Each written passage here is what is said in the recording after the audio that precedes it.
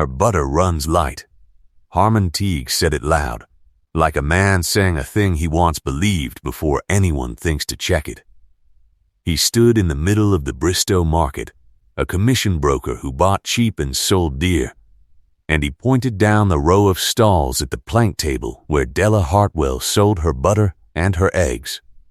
A quarter-ounce shy on every roll, she's been trimming honest folk all season. Every pound you bought off that widow, you paid good coin for air. The word cheat did the rest. It ran the length of the stalls, and buyers drifting toward Della's rounds found somewhere else to look. A cheat's butter will not sit on a decent table. And the butter was the whole farm. Since the fever took her husband 2 winters gone, butter and egg money was the only cash that met the note at the Bristow Bank. $28 come due in 12 days on the last quarter section she had of him. There is no clean way to prove a woman honest while a crowd has already judged her a thief. Weigh it on my scale. The voice came from the stock end of the market, where the cattle pens threw up dust and the close smell of penned steers. A man was crossing the open ground toward her table, unhurried, carrying a brass balance scale cradled against his chest as if it weighed nothing at all. Amos Rourke. Every rancher within 40 miles knew the beam he weighed their beef on and knew it told the truth to the ounce. The county sealer tested it twice a year and stamped the standard weights that rode in his coat, and in 11 years no man had caught his thumb near a pan. He set the scale down on Della's table, square between her butter and the whole staring street, and set it again plainer. Weigh it on mine. Every round of it, out loud, so they hear the number for themselves. Della stood behind 16 rounds of butter, each pressed clean into the pound print her mother had carved, and 2 shallow baskets of eggs bedded in straw. A moment before, a rancher's wife had been reaching for a round. Now the woman's hand had drawn back as though the butter had turned. Della's face had gone hot, and she knew the heat would be red as guilt, which only made it burn the worse. Here was a stranger with a brass beam, asking to set the one thing she could not prove against the one thing in this town no soul could argue with. Della did not thank him. Pride came up first, hot and useless, and it spoke before her sense could. I didn't ask a man to fight my mourning for me. Then don't take it as a favor. Amos set 2 small stamped weights beside the beam, 1 cut for a pound, 1 for 2. Take it as arithmetic. If your rolls are light, you'll want to know it before the bank does. If they're honest, this whole street hears the truth from a scale not a soul here can call a liar. He was not looking at her as a man looks at a woman he has decided to want. He studied the butter as a buyer studies what has been set in front of him. No more and no less, weighing it already with his eyes. And what does it cost you? Della asked. If you put your name on my table and I come up short? Something moved at the corner of his mouth that was not quite a smile.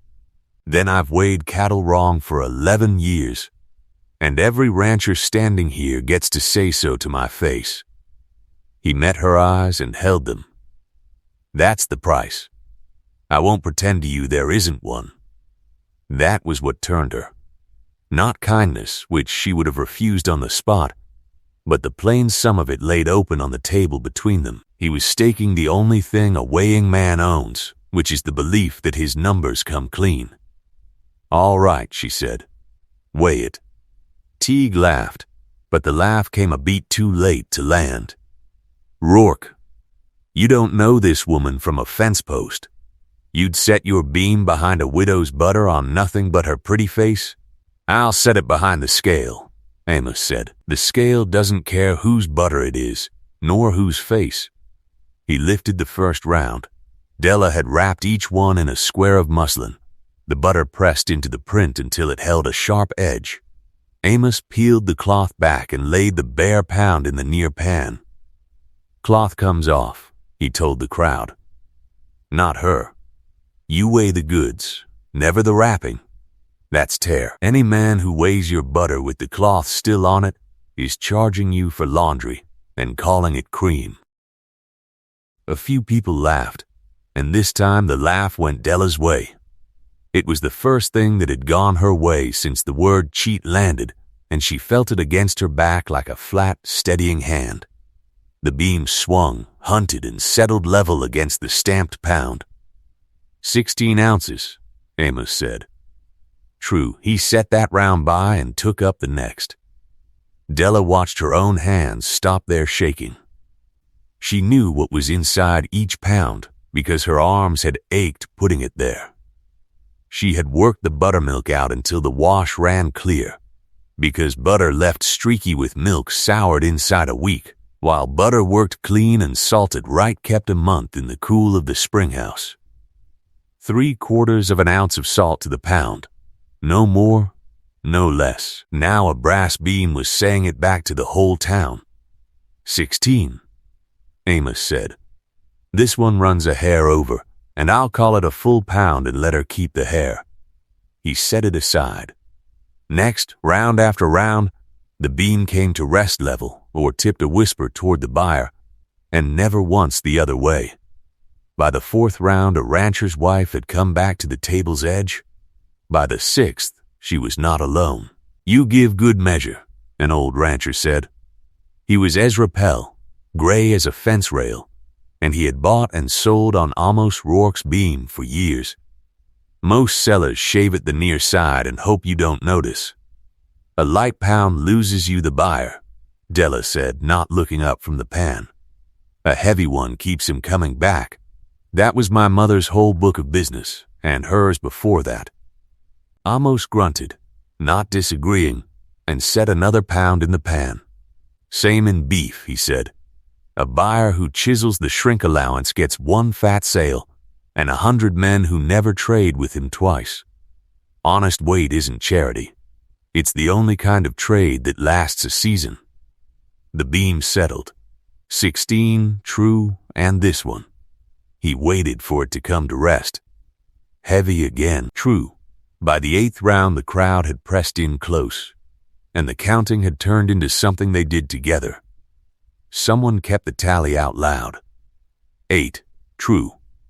Then 10, then 12. Della heard the number climb and felt her own name climbing beside it, hand over hand. Out of the hole Teague had dropped it in.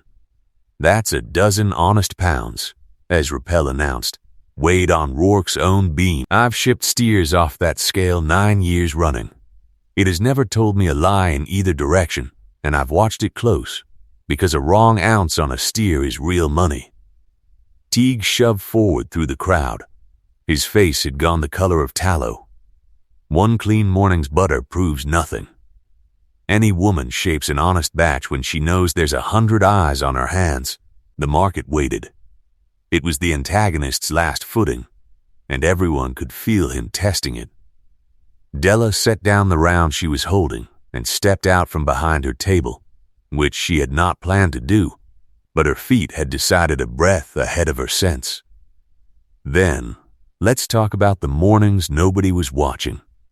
Mr. Teague, her voice came level now, and the levelness carried farther than any shout.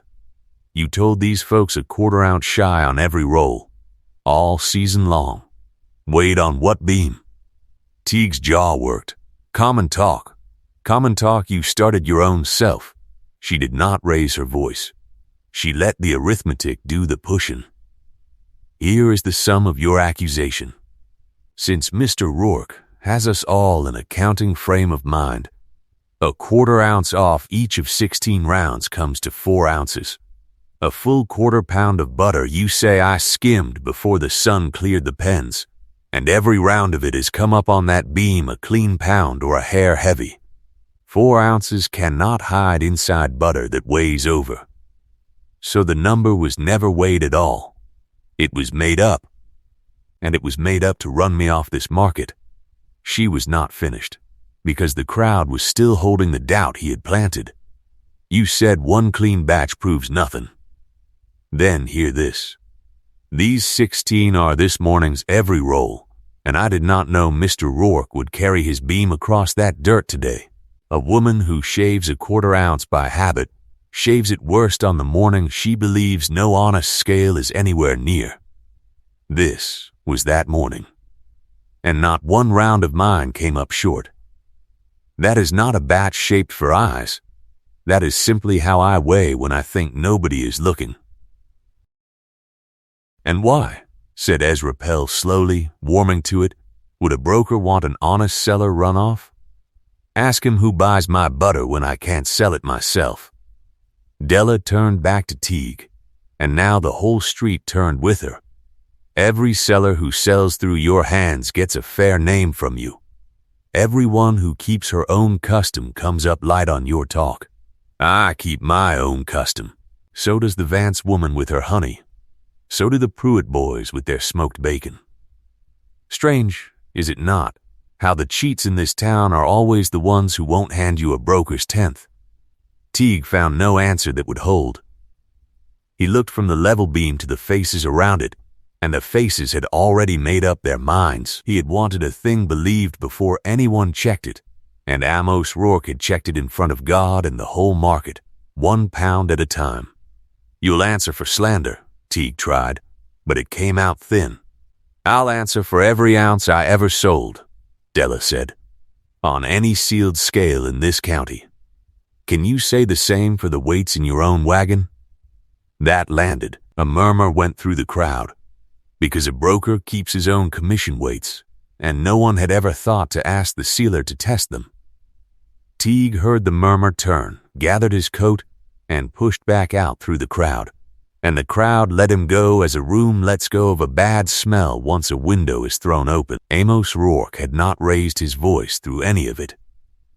He had gone on weighing. 14, he said, as if nothing else were happening. True, 15. True. He laid the last round in the pan. 16, and the last one heavy, same as the first. He looked up at the street. 16 honest pounds. I'll weigh them again for any man who missed it. No man asked him to. What happened next Della had not dared hope for. The rancher's wife, who had drawn her hand back an hour before, now took 4 pounds and paid for them without haggling a cent. Ezra Pell bought 2 for his own kitchen and 2 more to carry to a neighbor. The buyers came back, as water comes back to a low place, quiet and certain. And by the time the sun stood over the pens, Della had sold every round on her table at a full 20 cents the pound, and the eggs after them, 6 dozen at a dime the dozen, $3.80.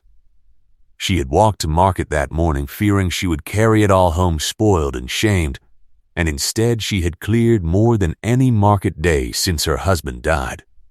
But it was not the money that made her hands unsteady again as she wrapped the empty prints. It was that a stranger had staked his good name on her word before he had any reason on earth to trust it.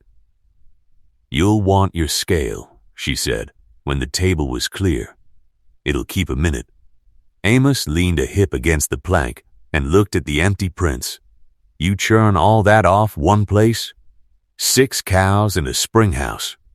And my 2 hands. She wrapped the last cloth. Why? Because the Drover's Rest went through 4 butter women last spring and threw all 4 back. Bad measure. Worse keeping.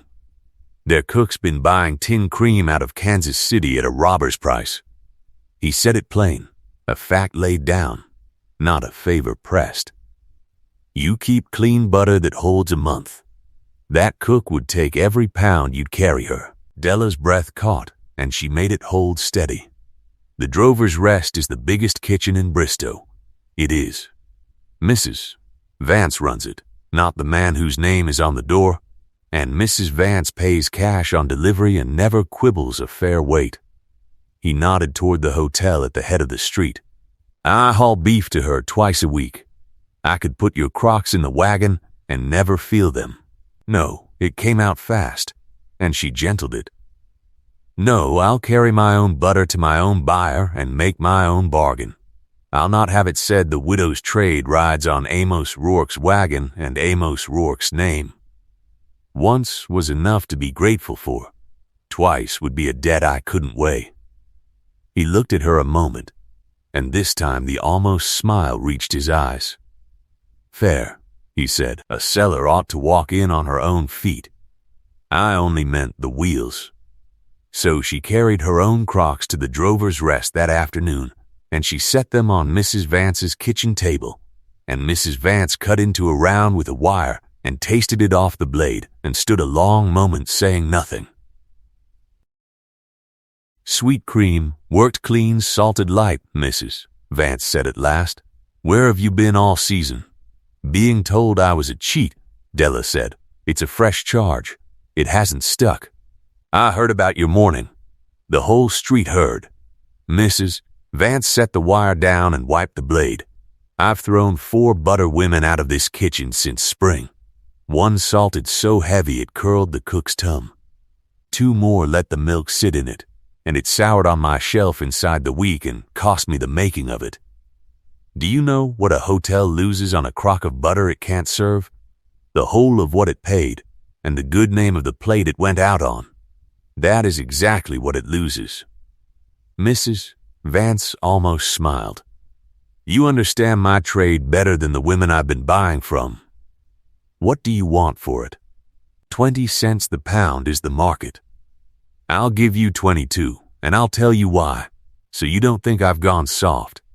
Butter that keeps a month is worth a cent more to me than butter I have to serve inside the week or throw out. I'm not paying for cream. I'm paying for the keeping. She named the rest of her terms in the same flat, fair voice. She would take 16 pounds a week, sure as the sun, and every egg Della could bring at a dime the dozen, candled and honest, no cracked one slipped to the bottom of the basket. You'll never find a cracked one at the bottom of my basket, Della said. That's the trick that runs light in the end, same as short weight. 16 pounds, then. You'll have it Tuesdays, and never a light one among them. 16 pounds a week. $3.52 in butter alone, every week, and the eggs on top of it. Della did the sum standing in the hotel kitchen, with her heart going hard.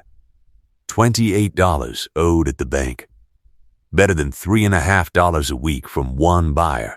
And her own market custom on top. The note that had felt like a stone on her chest for 2 winters was not a stone anymore. It was a number, and she could reach it. She shook Mrs. Vance's hand and walked out into the afternoon with a standing order in her pocket and her name her own again.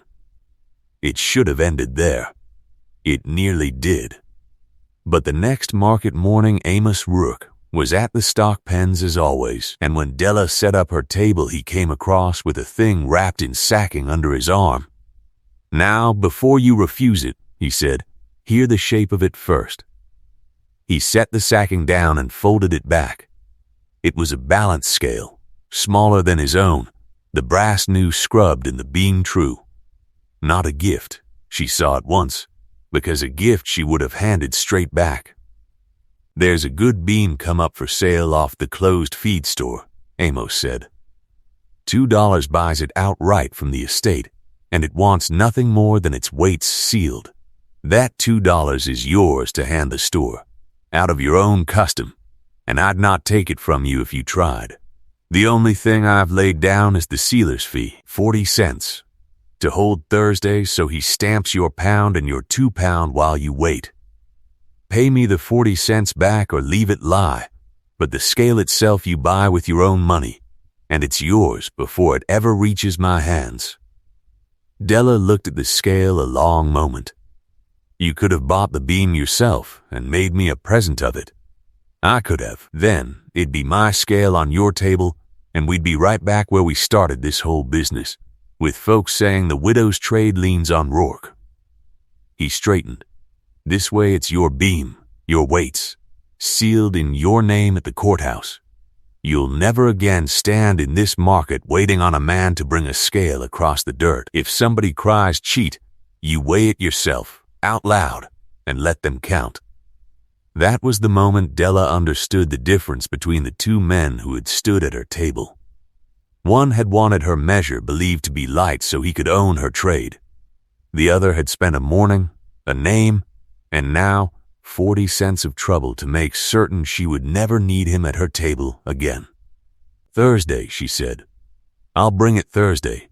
I'll pay the feed store its $2 myself, and I'll pay you back your 40 cents for the ceiling besides, in coin, so there's no favor left sitting between us. I'd expect nothing else off a woman who counts as close as you do. The butter root grew as honest trade grows, slow, and then, all at once. Mrs. Vance told the cook at the Antelope boarding house, and the Antelope took 8 pounds a week at market price. Then a rail contractor laying track east of town sent word by his foreman. He would take 40 pounds a week for the camp kitchens delivered to the railhead at 25 cents the pound. If she could churn that much and keep it sweet in the heat. Della hired the Pruitt boys' young sister to help at the spring house, bought 2 more cows with the first week's clear money, and sent word back that she could. 40 pounds to the railhead, 16 to the Drover's Rest, 8 to the Antelope, and her own market table on top of all of it. She sat down one night with a stub of pencil and worked the sum through twice, because it did not seem like it could be her own life. Better than $18 a week in butter, in the flush of the season. She had gone into that market morning fearing a $28 note would take the last of her husband's land. And here she stood banking near the whole of that note in a single good month, and she had done it on the one thing Harmon Teague swore under the sun she did not have: honest weight. She paid the banknote 8 days early. She walked into the Bristow Bank with the market money and the hotel money folded together and laid $28 in front of Mr. Lowry the banker, and she watched him mark the quarter section clear, and she signed her own name under his, Della Hartwell, in her own steady hand. No man's name stood on the paper but her husband's, who had signed the debt, and hers, who had cleared it. Word of the market morning did what such words do. It ran further than the slander ever had, and it ran the other direction. Ezra Pell told it in the saddle shop, and the Vance woman told it over her honey, and inside a fortnight, 3 of Harmon Teague's own sellers carried their goods to the courthouse and asked the county sealer to test the commission weights out of Teague's wagon. The sealer tested them. 2 ran a quarter-ounce light on the pound. Teague had been buying by a heavy weight and selling by a light one, and pocketing the daylight between, which is the oldest theft in any market and the hardest to catch, because it hides inside a number nobody thinks to weigh. His sellers left him one after another. By fall, he had shut his stall and moved his trade 2 counties over, where the story had not yet arrived. Della thought about that a good while, standing at her own churn in the gray before dawn. Teague had called her a cheat to cover the cheat he was. He had counted on nobody bringing a scale. He had not counted on Amos Rourke. The railhead butter was the part that still made her shake her head. Twice a week, she drove her own wagon to the beef camps with the crocks bedded in straw, and twice a week she passed Amos Rourke's wagon on the road, because he supplied the same camps their beef. They fell into the habit of stopping the teams and passing a word. It was on one of those roadside minutes, with the wind moving the grass and the rail cruise's smoke standing up in the east, that she found she had begun to look forward to the passing. "You never did come collect that 40 cents in person," she said one evening. "I left it with the sealer. I know it. He gave it me." Amos looped his reins. "I never wanted the 40 cents. I wanted the beam sealed in your name and not mine. The 40 cents was just the honest edge on it, so you'd not call the ceiling charity and hand the whole scale back over it. I'd have handed it back. I know that too. That's why I did it the crooked straight way." He looked at her across the little distance between the 2 wagons, and for once he was not weighing anything at all. "You're a hard woman to do a kindness for, Della Hartwell. I've had kindness turn out to be a lien before," she said. "A woman alone learns to read the small print on it." "There's no small print on this. I'll tell you the whole of it plain, since plain is the only tongue you seem to trust." He set his hands on his knees. "I'd take it kindly if I could sit at your table some evening and eat a supper I didn't cook myself. That's the entire bargain. No wheels, no wagon, no name on your trade. I'll bring nothing but my own appetite, and if you'd rather I drove on by, you say so, and I'll drive on by, and we'll still pass a fair word on this road till we're both gray. Della looked at him a long moment, the way she looked at a round of butter before she set it in the pan, weighing what was truly there against what a body hoped was there. Friday, she said. Come Friday. I'll not have you weighing my supper against your own cooking and finding mine wanting. I never found your measure wanting yet. He came Friday. He came the Friday after that. He fixed the spring-house door that had hung crooked since the second winter, and she would not let him do it until they had agreed she would churn him the butter for his own table and trade, weight for weight, so that no favor sat unpaid on either side. That was how it went with them. Everything weighed level. Nothing owed that was not also earned. Two people who had each learned the hard way what a false weight costs, and had decided between them to keep an honest beam. On the day she carried her sealed scale to market for the first time, she set it on her own plank table beside the butter and the eggs. The brass, catching the early sun, a newcomer down the row, not knowing the story, muttered something about the widow's rolls running light. Della did not go hot in the face. She did not look for a man at the stock pens.